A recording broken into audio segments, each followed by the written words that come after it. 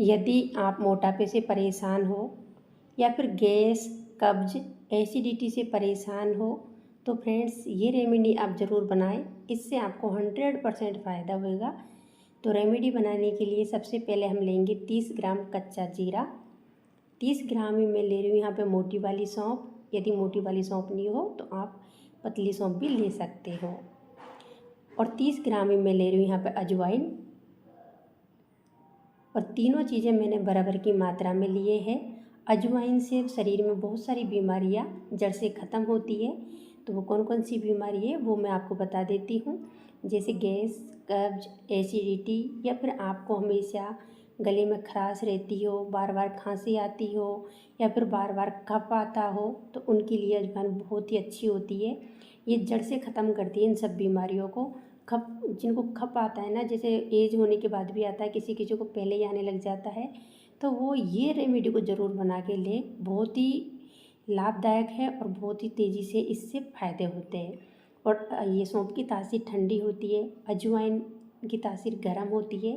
तो इनको किस तरीके से लेना है, कैसे लेना है वो मैं आपको आगे बताऊँगी। अब मैंने सबसे ज़्यादा महत्वपूर्ण चीज़ ली है दालचीनी का टुकड़ा। दालचीनी के टुकड़े से वज़न भी कम होता है और वज़न ऐसे कम होता है जैसे बर्फ़ पिघलती है ना, उस तरीके से।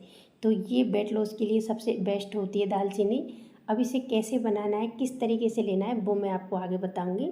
तो फ्रेंड्स गैस की तरफ आ गए और गैस पे मैंने लोहे का तवा रख दिया है। गैस को बिल्कुल स्लो कर दिया है और तीनों चीज़ों को मैंने एक ही साथ पे तवे पर डाल दिए हैं। अब हम इनको कंटिन्यूली ऐसे चलाते जाएंगे चम्मच से और इनको स्लो गैस पे अच्छी तरीके से भूनेंगे। मैंने तीनों चीज़ें 30 ग्राम लिए हैं। यदि आप ज़्यादा लेते हो, जैसे 50 ग्राम ले रहे हो या 100 ग्राम ले रहे हो, तो सभी चीज़ों को अलग अलग भूनें। तवे पे सभी को अलग अलग डाल के भूनना है। मैंने यहाँ पे लोहे का तवा लिया है, आप चाहे तो लोहे की कढ़ाई भी ले सकते हो। लोहे की कढ़ाई में और भी अच्छा होता है इनको भूनना। वैसे आपके पास नहीं हो तो आप दूसरी कढ़ाई में भी भून सकते हो, लेकिन इनको अच्छी तरीके से भूनना है। और अभी तो बारिश का मौसम है तो बिल्कुल भी इनके अंदर थोड़ा सा भी कच्चापन नहीं रखना है। हम गर्मी के टाइम पे इसको लेते हैं तो हम कच्ची चीज़ों को भी यूज कर सकते हैं, लेकिन ये बारिश के टाइम पे इनको हम लेते हैं तो इनको अच्छी तरीके से भून के ही लेना है। वैसे मैं गर्मियों में भी इसे भून के ही लेती थी, लेकिन अभी तो बारिश का टाइम है तो इसको और अच्छी तरीके से भूनेंगे। और तब तक भूनेंगे जब तक इनके अंदर से हल्का हल्का सा धुआं नहीं उठने लग जाएगा। बिल्कुल भी नहीं जलने देंगे, कंटिन्यू ऐसे चलाते जाएंगे। फ्रेंड्स इस रेमेडी को आप एक बार भी बना के ले लोगे ना तो आप ये कहोगे कि जब भी आपका वज़न बढ़ेगा तो आप इसी रेमेडी को वापस लोगे। 1 महीना भी आपने लेके देख लिया ना तो आपका वेट लॉस तो ऐसे पिघल जाएगा जैसे मक्खन पिघलता है। तो देखिए इस तरीके से कंटिन्यू ले सेक लेना है। और अभी इसमें हल्का हल्का सा धुआं उठने लग गया है। तो इस तरीके से मैं इसे कंटिन्यू चला रही हूँ, बहुत ही अच्छी तरीके से भून लेंगे। और फ्रेंड्स आपसे एक छोटी सी रिक्वेस्ट है, यदि आप मेरे चैनल पे पहली बार हो तो चैनल को सब्सक्राइब कर लें और बेल आइकन को ज़रूर दबाएं, जिससे क्या है सबसे पहले आपके पास नोटिफिकेशन आएगा। तो ये देखिए इस तरीके से इसे भूनना है। और फ्रेंड्स अभी बारिश का मौसम है इसलिए मैंने ये 3 ही चीज़ ली है। यदि वेट लॉस के लिए लेते हैं तो हम मेथी दाना भी लेते हैं, लेकिन बारिश के टाइम पे कभी भी मेथी दाने को नहीं लेना चाहिए, वो हेल्थ के लिए भी अच्छा नहीं रहता। और मेथी दाना बारिश में नहीं खाते हैं। पहले के बड़े लोग यही कहते हैं कि कभी भी बारिश के टाइम पे मेथी को नहीं खाना चाहिए। नहीं तो वेट लॉस में मेथी दाना भी बहुत अच्छा होता है, मतलब वेट लॉस की रेमेडी के लिए। तो ये 3 ही चीज़ मैंने इसीलिए ली है, नहीं तो मैं इसमें मेथी भी ऐड करती। तो इस टाइम पे मेथी नहीं खाते हैं इसलिए देखो मैंने सभी चीज़ों को अच्छे से भून लिया है। अब इनको हम प्लेट में निकाल लेंगे, इससे ज़्यादा नहीं भूनेंगे क्योंकि अजवाइन बहुत नाजुक होती है। ज़्यादा भून लेंगे तो ये अजवाइन जलने लग जाती है। वैसे अजवाइन को आप चाहे तो अलग से भूनोगे तो और भी अच्छा रहेगा। मैंने तीनों चीज़ें एक साथ में भून ली थी। अब हम गैस को तो बंद कर देंगे और गर्म तवे के ऊपर ये दालचीनी के टुकड़े इनको रख देंगे, क्योंकि बारिश के टाइम पे ये थोड़े नरम नरम से हो जाते हैं, थोड़ी सीलन सी आ जाती है। तो इसको इस तरीके से हम गर्म तवे पे 2-3 बार अलट पलट करके और इन्हें भी हल्का सा सेक लेंगे। तो रेमेडी किस तरीके से बनानी है वो उसके ऊपर डिपेंड करता है कि इनको हम तवे पे भूनना है या नहीं है, तो मैं आपको आगे बताऊँगी। तो ये देखिए जीरे सौंफ को भी हमको ठंडा करना है। अच्छी तरीके से ठंडा होने के बाद में इसको हम ग्राइंड करेंगे। गरम को बिल्कुल भी ग्राइंड नहीं करना है। तो ये ठंडे हो गए हैं। अब इनको हम मिक्सी के जार में डाल के अच्छे से ग्राइंड कर लेंगे, मतलब बिल्कुल बारीक सा पाउडर बना लेंगे। अब मैंने दालचीनी का टुकड़ा लिया है। तो यदि आप मोटापे से ही परेशान हो और गैस, कब्ज, एसिडिटी या कफ का आना, गला खराब होना की कोई प्रॉब्लम नहीं है और मोटापे के लिए ये रेमेडी तैयार कर रहे हो, तो इसके साथ में आप दालचीनी को भी ग्राइंड कर लें, छोटे छोटे टुकड़े करके डाल दें और उसे ग्राइंड कर लें। लेकिन मैं इस पाउडर को 2 तरीके से लेती हूँ, इसलिए मैंने साथ में दालचीनी का टुकड़ा नहीं डाला है और इसे ही ग्राइंड किया है। क्योंकि जो गैस कब्ज से परेशान है उनको दालचीनी का टुकड़ा नहीं लेना है और जो मोटापे से परेशान है उन्हीं को दालचीनी का टुकड़ा लेना है। तो कैसे लेना है दालचीनी को वो मैं आपको आगे बताऊंगी। तो ये पाउडर अभी मैंने तैयार कर लिया है। अब इसे कैसे लेना है वो मैं आपको बता देती हूँ और किस तरह से, किस चीज़ की, इसे कौन सी बीमारी के लिए लेना है वो भी मैं आपको बता देती हूँ। तो पहले इसमें थोड़ा सा काला नमक डाल देते हैं और इसे अच्छी तरीके से मिक्स कर लेंगे। काला नमक से ये चूर्ण काफ़ी लंबे समय तक चल जाता है। और फ्रेंड्स, आपके पास हींग हो तो आप चुटकी भर हींग भी डालें। हींग बहुत ही अच्छी रहती है, बदन शरीर में दर्द रहता है उसके लिए, और ये दर्द को हींग कम भी करती है। अब इसे कैसे लेना है वो मैं बता देती हूँ।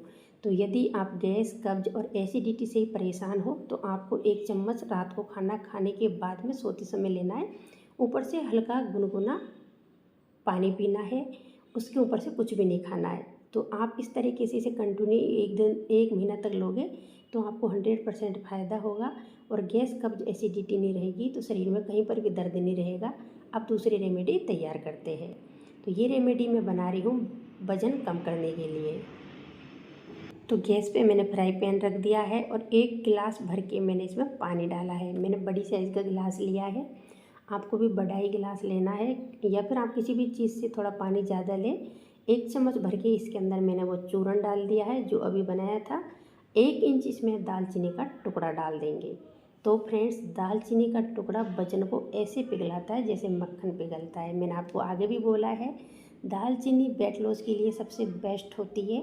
और जीरा, सौंफ, अजवाइन तो होते ही है, लेकिन इसको भी आप साथ में ऐड करोगे और इस तरीके से रेमेडी को तैयार करोगे ना तो आपका वज़न 100% कम होएगा।